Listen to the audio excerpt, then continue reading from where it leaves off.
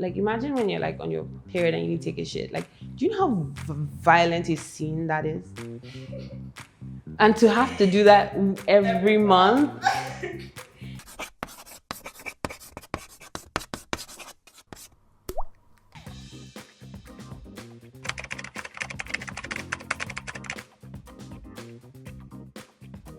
Oh my days, what is this science? No, I can't. I just menstruate. You should give me heads up. I didn't do well in science in school. Is it the shedding period? Is the shedding period part of it? Yeah. There's when the egg is laying. I can't. All I know is that it starts, I die, and then it stops. No.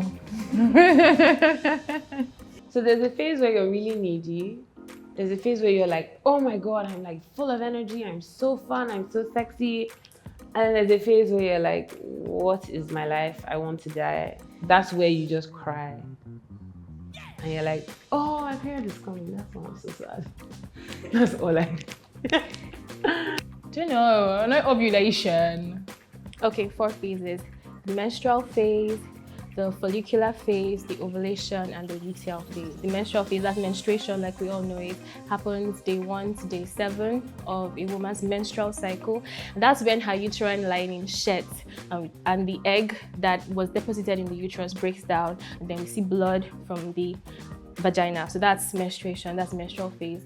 And in this phase, women are usually, because the hormones, I'll explain a bit about the hormones going forward, but the hormones that were high before come low. So the hormones being estrogen and progesterone, they become low, and those hormones usually are linked to neurotransmitters and feel-good hormones like serotonin, dopamine. So when these hormones are down, the mood tends to be low a bit, and then that phase tends to be a real slow phase, just not wanting to do anything, coupled with the cramps and everything. During my periods, I noticed I'm very gloomy.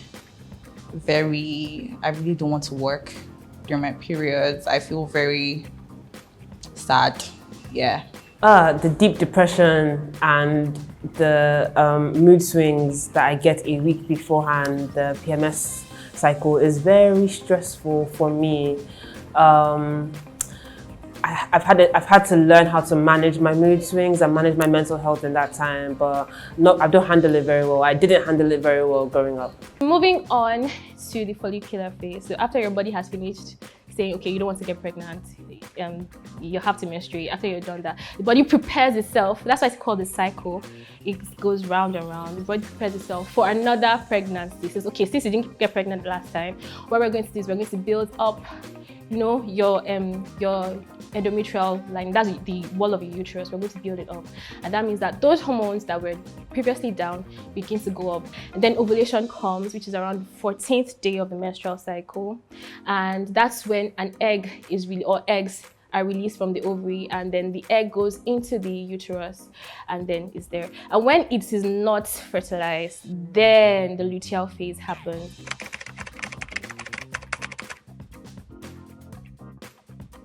I was 14. I was so excited. Everybody else had got their period except me. So I was like the last girl. And it was like, oh, you're not going to be a woman yet. I'll say 13. I was 13. 11. They were regular for most. They've been regular for most of my life. Up until like recently with my sister, I've had issues, but before then, nothing. I think almost immediately, I actually have very, very regular and consistently good, no pain, no stress, just slight emotional imbalance. So some months I would have like 2 periods, which is just so random.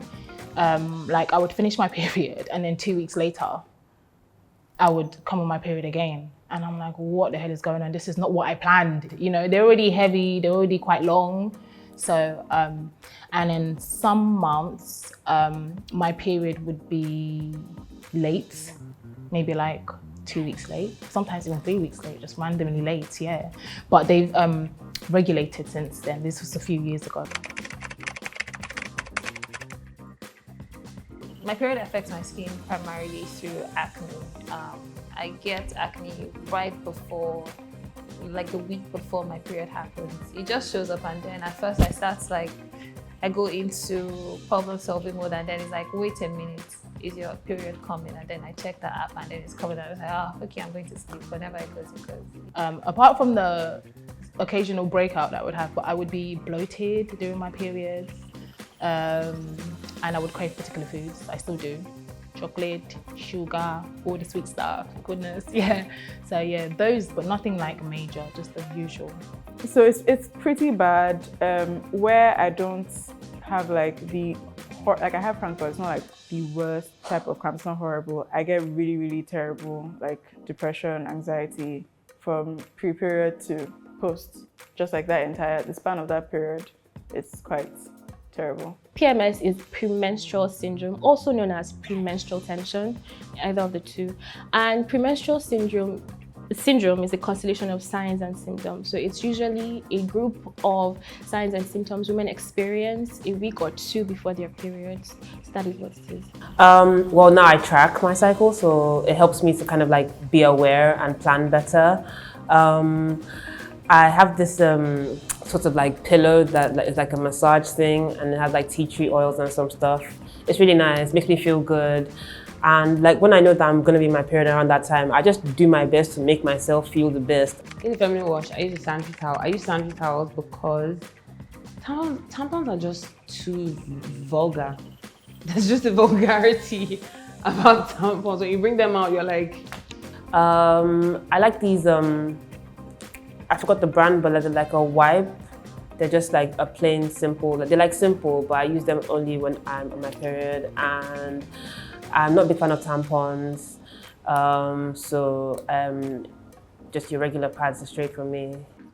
Just sanitary towels, that's it. Risks associated with menstrual products. I'm very I'm very safe. I don't play games. There was this girl that got a tampon stuck up. That's actually why I stopped using tampons. This girl got a tampon stuck up her vagina, and we had to go to the hospital to get it out. And that story / situation was just enough for me to just never... Yeah, that was literally the last time I think I touched a tampon. The reason why tampons scare me so much is a couple of years ago, I got given a tampon and I used it, and I felt very, very out of place for a few minutes, and then I passed out. I don't exactly remember what that was about, but it was something to do with the shape and wall of the insides of me and where the tampon got to, I guess. But yeah, so that freaked me out, and I've never gone back, so yeah. I hear stories about using certain products and certain brands, but the alternative is inserting stuff in my body, and I'm not a fan of that. So I think I'm just sticking to sanitary towels for now. One thing I like to do when I'm talking to women is to individualize. One thing doesn't go for all women. You have different options. There are menstrual cups, tampons, pads. So you choose that which is convenient for you and what you can use comfortably. But you have to know that with the tampons, they shouldn't stay in for more than 48 hours. You should wear light and breathable underwear, cotton material specifically. I really want to try the cup, but I'm like, what if something bad happens, and then where do we go from there?